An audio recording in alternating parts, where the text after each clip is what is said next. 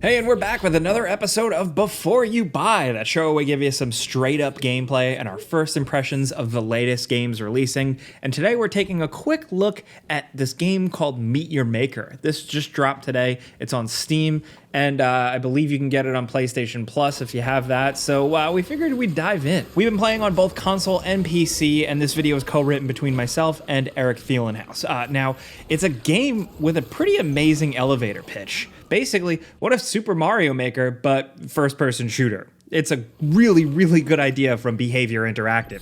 These are the people behind Dead by Daylight.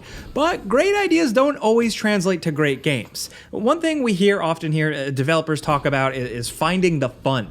Sure, you get a concept filled with fresh ideas, but actually taking that and making it an entertaining experience for someone to play isn't as easy. Now, Meet Your Maker kind of falls in the middle. It's like a game that we feel hasn't quite found the fun yet, but it's a pretty solid experience in every way.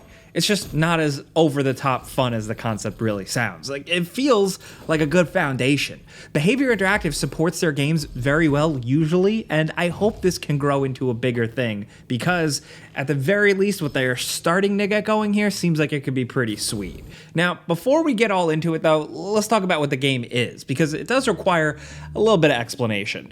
Meet Your Maker is an asynchronous multiplayer first-person shooter where you go on these raids against bases that are all built by other people. All the walls, traps, and enemies are all specifically placed to kill you by an actual person who designed the level. Your goal is to always collect this big red tube at the end and then double back. Once you grab that tube, new enemies can spawn, new traps can appear, and kind of keep you on your toes even more. Now, you got a few tools to help you survive. You start with a melee weapon and a long-range weapon that actually kind of sucks. It's short range and it can only fire 2 shots, which you have to collect the bolts again. You can also craft consumable tools like grenades, speed boosts, and revives, which are limited but can be helpful in certain raids. And you gotta start leveling up and getting better weapons and just understanding the game, because it only takes 1 hit to kill you, and you're going to be dying a lot in this game.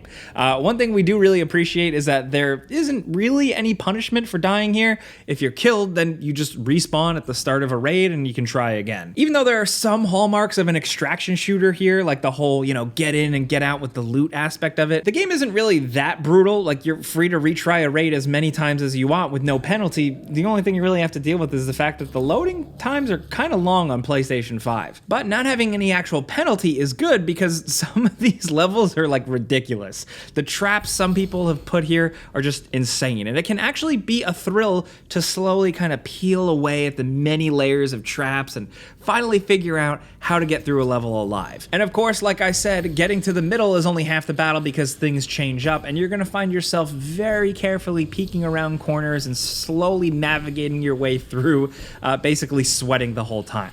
And it can be pretty good. Structurally, it's like a multiplayer game. You've got multiple skill tracks and currencies that are used to unlock additional equipment, both for raiding and for building outposts. And while there's a bizarre story tying everything together, most of your time in this game will be spent either in the raids or in the base builder. In terms of learning the ropes, it seems like a lot at first. The game doesn't do a very good job of really slowly teaching you things. It kind of just throws a bunch of text box at you as you're making your way through it. So it seems a little overwhelming at first, especially with so many different words and currency types, but once you get through that, it's all relatively simple. Now, between the raiding and the base building, you've got this central hub where you can access your advisors, these like special, almost Borg-like people who all provide different benefits. One makes weapons, one can upgrade your armor, another unlocks traps for your builds, stuff like that. They all have their own individual resource types too, so you can level them up and then get more from them, like better equipment and temporary bonuses, like say more drops when you're fighting through a level. And the actual story, for whatever it's worth, it's so strange that it's actually pretty intriguing. You play as this custodian. You're the caretaker of this bizarre, gross creature in a tube called the Chimera. Those red tubes you're collecting are apparently genetic material, perfect genetics, which you're hunting down to find a cure for mankind from some unknown genetic breakdown disease thing. It's all really weird, but it doesn't actually matter too much to the gameplay. It's all just weird set dressing to give the game a little bit more personality, but I gotta say, I think it works here. It kind of feels like a throwback. This game feels just like PC as hell. I don't know what it is, maybe just like with it all feeling kind of like Quake and Strogg, or like I said earlier, the Borg. It's just the right amount of like gross bioorganic nerdiness that I really appreciate. And some of the dialogue is actually cool, like the Chimera in the jar is constantly just kind of talking shit about saving the world and ruling and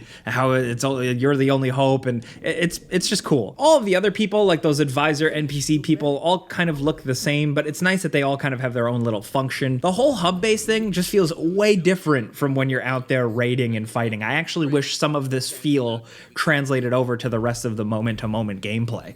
Now, in terms of unlockables, there isn't really a lot here at the moment. The game seems like it's constantly throwing rewards at you. Like I said, text boxes are popping up when you're first starting, but there's not too much you can actually do with all these currencies, at least right now, and progression is fairly slow. You're gonna have to grind for a little bit to actually get the money to buy your first area to build your own base at. So it's a little slow, and I know it's kind of standard for these types of games, but you know, that can bug some people, so we just wanted to mention it. It's not that bad. And when it comes to control, it plays pretty well, much better on PC. The PlayStation 5 version took some fine tuning with dead zones and sensitivity, and it took a bit to get right, but on PC, movement feels decent, weapons are responsive, and how each trap works feels fair enough. You know, I never ran into an instance where it felt like something killed me when it shouldn't have. So that's a big plus in the game's favor. The rope trap can sometimes feel a little awkward, but it at least gives you enough time to get away before it triggers. It could be a lot worse. Now, ranged weapons and melee attacks have some pretty simple animations though, and not a lot of feedback to them. So while pulling off a shot is totally responsive, it doesn't exactly feel super satisfying or exciting. The same goes with the movement.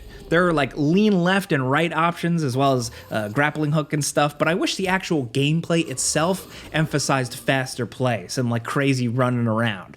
All in all, everything works pretty well. The problem is that it's only, like I said, moderately fun in our opinion. There are a lot of reasons for that, but for us personally, the biggest issue is probably how the building actually fundamentally works. So when you build a base, you have to make it so this little drone guy, this little gross cube man, can walk from the starting area to the end. The only things this little guy can walk on are flat or sloped surfaces, which severely limits how creative people can actually be with their maps. There's only so much you can do. Because of this, every level, at least how it seems now, by nature, it basically has to be a straight line to the end at some point. You know, creative players can kind of work around that somewhat. Like this level here, that's a pretty complicated maze, but it really only works if you ignore the path of the drone and explore on your own as the player in it.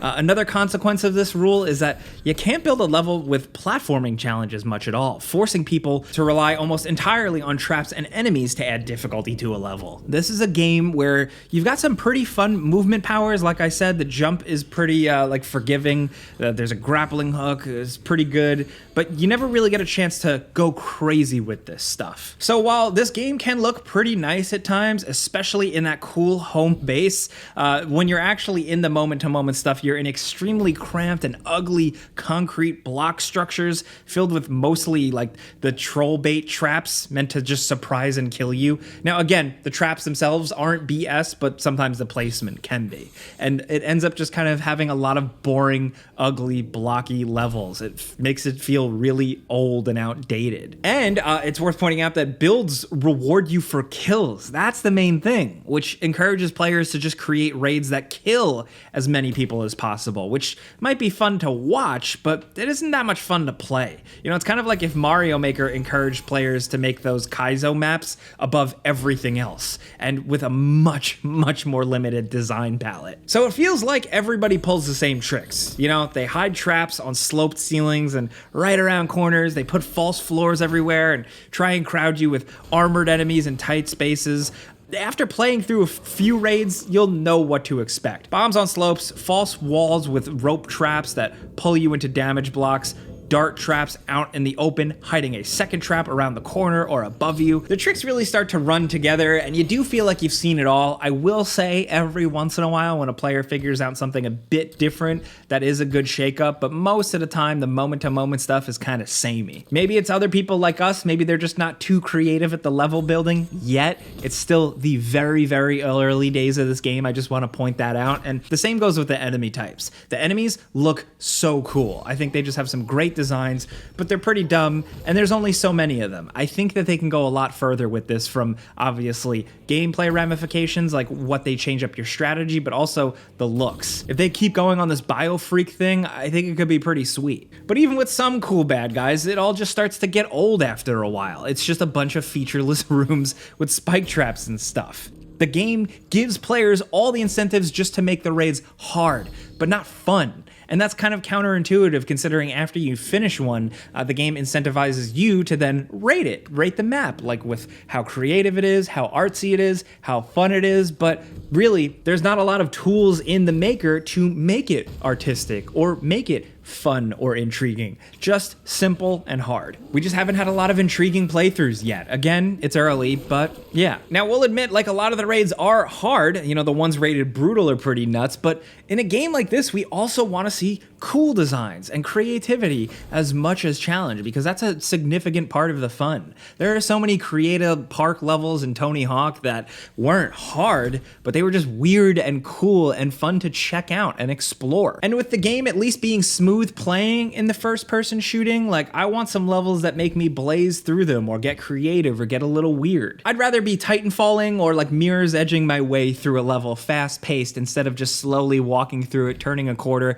getting killed by yet another spike trap, and then respawning. And you know, it's fun to figure it out at first, but again, it gets old. I think really it needs more objectives, more speed-based objectives, just time objectives, I don't know. Really the biggest complaints just come to that. The reliance on the instant death traps for difficulty and just emphasizing map building just for killing. But we just wish there was more, because the concept is absolutely brilliant. And if this was just a bit more fun to play, with more to do on both ends, both building and incentivizing, and then just playing through, it could be pretty tight. The developers do have a roadmap for the next couple of months of updates, but they mostly look like new cosmetic options and equipment rather than adding anything major like new raid types. Maybe in the future, Meet Your Maker will be a better game that addresses some of our issues with it, but right now, we're not so sure. Maybe it's gonna get better once the community takes to it and figures out a bit more. Like I said, this is just early first impressions, but yeah. You can try it for yourself, I guess, if you have PlayStation Plus, so it's not that big of a deal. It's out on a lot of things. I think ultimately, if you're just tired of remakes or sequels and you want to try something new, there is something new and creative here, and we're going to give them points for that. We can't come down too hard on them,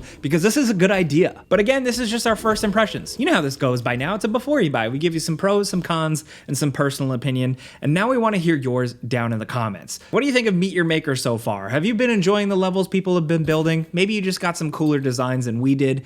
Do you like making this stuff? Because it can be really fun. Are you like me? Do you like the sci-fi element, the cool character designs, and all the grossness? Let's talk about this stuff down in the comments. If this helped you out, maybe steered you in a direction, clicking a like button's all you gotta do to help us out. We'd really appreciate that. And if you're new, consider subscribing. Maybe hitting that notification bell, because we put out videos every single day. But as always, thanks for watching, and we'll see you guys next time.